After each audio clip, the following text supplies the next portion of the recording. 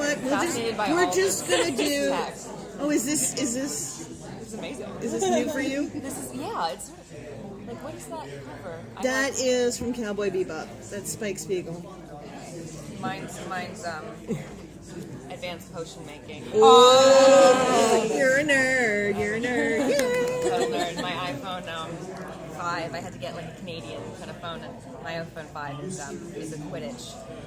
It's like that old school. So really, for you, this is all about playing with a futuristic time turner, is what you're saying. Yeah, got it. I'll just like use that term, and they'll be like, "You're not at Hogwarts." You're like, I don't care. I'm like, you don't know that. Yeah, right? Yeah. You don't know where I am. Harry Potter references are always okay. They're always acceptable. Yes. Thank you. How you guys doing? We're good. You're at San Diego Comic-Con and you're know. geeking out. What are you geeking out about? Well, I haven't quite had time to go down to the floor. I think that's coming up this afternoon. I think that's where we're going next. I'm really, really excited to just kind of see everything. It's insane. It's insane, and people are so creative, and I don't know, I kind of love it. Yeah, I can already imagine you getting like paused at all of the booths. Well, there's Oh, a yeah, part. I'm getting There's a pushed Harry along, Potter like, people are like, part where you can play with a wand. You did. You can. And you do. They do a video of Is you. it They under send it to you. Toys? No, on Or Fantastic Noble? Beasts. No, at the WB Yeah. booth. Oh, go That's to the first the thing you WB booth. WB booth for you. You know people. You know people. Warner Brothers. Yeah, see, take you there. Yeah. My friend took me to the Universal. Technically it's Diagon Alley-ish. It's Hogsmeade, but they put stores from Diagon Yeah. here. I'm sorry. No. I love that you know that. I love that you know the difference. Oh Like, yeah. I'm like, I love it. Second. I love You it. can't have Ollivanders and the three rooms. You just can't. Love It's it. not right. See, I already know that you're going to love the show just because this is already fascinating to you. So I love it. No, I do love it. We were all so emotional watching. I don't know. I was about to cry When did you guys see it? on preview night on Wednesday. Wednesday. Oh my god.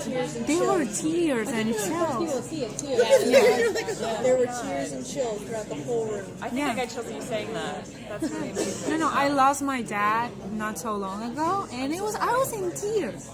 And then the baseball connection, and I want to know how it felt for you. Like, were you emotional playing it?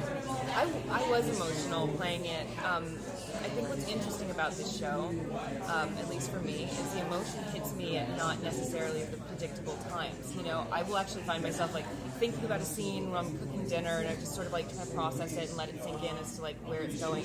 And I find myself just kind of getting a bit caught up, and I'm like, where did that come from? Why am I emotional? And with these things like our relationships and people, loved ones that we've had and lost, it's really hard to pin down what that emotion is, and I think it's really brave that they just go for it on the show. And it's really vulnerable, it's really raw, and I think for me and Riley too, we're just kind of going, okay, this is what it looks like, and this is what's happening, and just kind of rip off the Band-Aid and go. So I think there's a lot of it that appealed to me, but I think it's great that you see behind the curtain with these characters. sounds like you have a lot of support to do that too. We do, and I think there's a lot of trust too. I think between a lot of the actors with each other and with the producers, like knowing that they've got a plan and knowing that it's okay to jump. So yeah. The character of Frank helped through the impact, the personal impact that our life has changed. So we only saw like a little bit of that. Well, it's funny. It's like I always assume before I really step back and think about it that like Frank is the dad. Frank should always be the one who's supportive. He should always be the one taking care of Randy. But he's 28, as we know him. He doesn't have an adult child. He's still, he's still growing up. He's still figuring out who he is and what he stands for. And I think it's interesting how they relate to one another. And it's not always roses and daisies. Like they sometimes go at each other. They sometimes fight. They sometimes don't know how to be together. They don't know how to interact with each other. And I think that's really real, because you don't always handle things. In hindsight, you're like, yeah, I could have handled that way better. But in reality, it's hard to cope sometimes. We're dealing with blowing up a life, like just everything's, gone. And I think, it'd be interesting to see how Frank steps up as a parent. There's a lot of time traveling shows that's going to be coming on Yeah. in the next season. do you think makes your show stand out?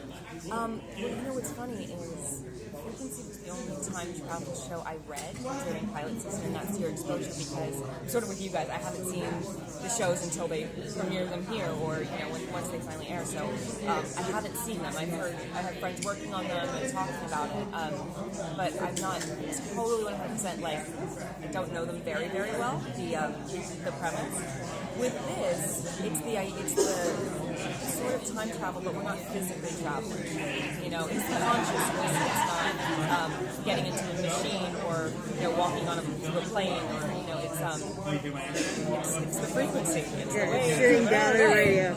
And I wish I knew more science and I could explain it better, but I don't. So I think that makes it different. Is that you're not physically going to another time. As much as I would love to do that, I think it would be amazing.